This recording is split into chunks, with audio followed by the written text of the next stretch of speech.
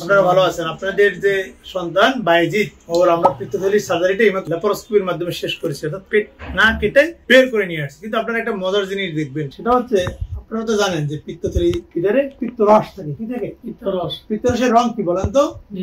নীল বর্ণ বা অনেকটা হলুদ কালারের পানি থাকে। কিন্তু আমি এখন বাইজিদের পিত্তথলিটা একটু কাটবো, দেখবেন ওর রসটা কেমন বের হয়। আমার ধারণা, আমি অপারেশন করার সময় যেটা দেখলাম, ওর পিত্তথলি এবং নালীর সংযোগস্থলে বড় একটা পাথর দিয়ে আটকে ছিল।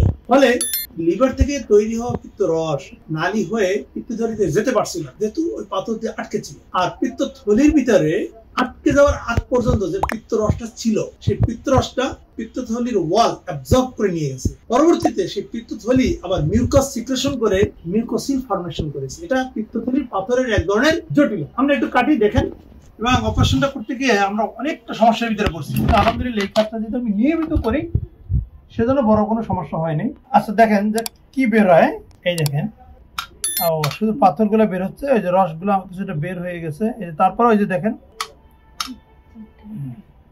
একটা বড় পাথর এই থলি এবং নালীর সংযোগস্থলে আটকে ছিল। আলহামদুলিল্লাহ আমরা অপারেশনটা অত্যন্ত সুন্দরভাবে শেষ করেছি। এখন একটু পরবর্তী নির্দেশনা আপনাদেরকে দিই, আর আপনাদের জানানোর মাধ্যমে আমি আমার অন্যান্য সকল রোগীদেরকেই এই মেসেজটা দিতে চাই যে পিত্তথলিতে যদি পাথর হয়, সঠিক সময় সার্জারি করিয়ে নেওয়াটাই সবচেয়ে গুরুত্বপূর্ণ। যদি দেরি করে, আজকে আপনাদের বাইজিদের যেমন একটা জটিলতা হলো মিউকোসিল অফ গল ব্লাডার, এরকম হাজারো বাইজিদের বিভিন্ন ধরনের জটিলতা হয়। অনেকে মিউকোসিল হয়, অনেকে পিত্তথলিতে ইনফেকশন বা পিত্তথলি ফোড়া হয়, অনেকে একটা পাথর থলি থেকে নালীতে চলে এসে পিত্ত নালীতে পাথর ফর্মেশন হয়, অনেকে প্যানক্রিয়াটাইটিস হয়। কিন্তু এই জটিলতা হওয়ার আগে প্রত্যেকে কিছু না কিছু উপসর্গ থাকে। প্রথম দিকে যখন জটিলতা না হয়, পেটে মাঝ বরাবর অথবা ডান দিকে হালকা ব্যথা হয়, অনেকে একটু বেশি ব্যথা হয়। বেশিরভাগ ক্ষেত্রে রোগী বা রোগীর লোকজন যেটা করে, রোগীকে একটা গ্যাস্ট্রিকের ওষুধ খাওয়াই দেয়, একটু ভালো থাকে, কিন্তু রোগ কিন্তু কমে না। রোগটা সামনের দিকে বাড়তে থাকে এবং একটা পর্যায়ে গিয়ে জটিলতা আকারে ধারণ করে। তখন আমাদের কাছে আসে, তখন সার্জারি করাটা কিন্তু কঠিন। খুব স্কিল্ড সার্জনের কাছে না গেলে এই ধরনের সার্জারি করাটাও অনেক সময় জটিল হয়ে পড়ে। আলহামদুলিল্লাহ আমরা অপারেশন অত্যন্ত সুন্দরভাবে শেষ করি। অন্য একটা বিষয় বলতে চাই যে রোগীরা প্রায় জানতে চায় যে পিত্তথলি পাথরের পরে রোগীরা কি স্বাভাবিক খাবার খেতে পারে? অবশ্যই খেতে পারে। পৃথিবীতে সবচেয়ে যে অর্গানের বেশি অপারেশন হয় সেটি হচ্ছে পিত্তথলি। এটি হচ্ছে নম্বর 1 সার্জারি। সারা টোটাল বিশ্বে সবচেয়ে পিত্তথলি পাথরের অপারেশন সংখ্যার দিক থেকে বেশি। এখন তাহলে কি এই যত মানুষের অপারেশন হয়, এরা কি সবাই তৈলাক্ত খাবার না খেয়ে থাকে? না, সবাই খায়। গবেষণায় দেখা গেছে 1 থেকে 2% রোগী তৈলাক্ত খাবার খেতে কিছুটা সমস্যা হয়, কিন্তু সেটাও একটা সময় কি আবার সে ঠিক হয়ে যায়, খেতে পারে। তাহলে নেক্সট নিয়মটা কি? খাওয়ার দিক, স্বাভাবিক খাবার কিভাবে রোগীকে ফেরত যেতে হয় আমি সেটা একটু বলবো। এই যে অপারেশনটা করলো, 6 ঘন্টা পরে বাইজিৎ প্রথমে একটু পানি খাবে, তারপর একটু স্যুপ খাবে, তারপর নরম খাবার খাওয়া শুরু করবে। আরেকটা মেসেজ যে 6 ঘন্টা পরেই ও কিন্তু বাসায় চলে যেতে পারে, স্বাভাবিক বা ঘরের ভিতরে হাঁটাহাঁটি হালকা কাজও করতে পারে। ঠিক আছে?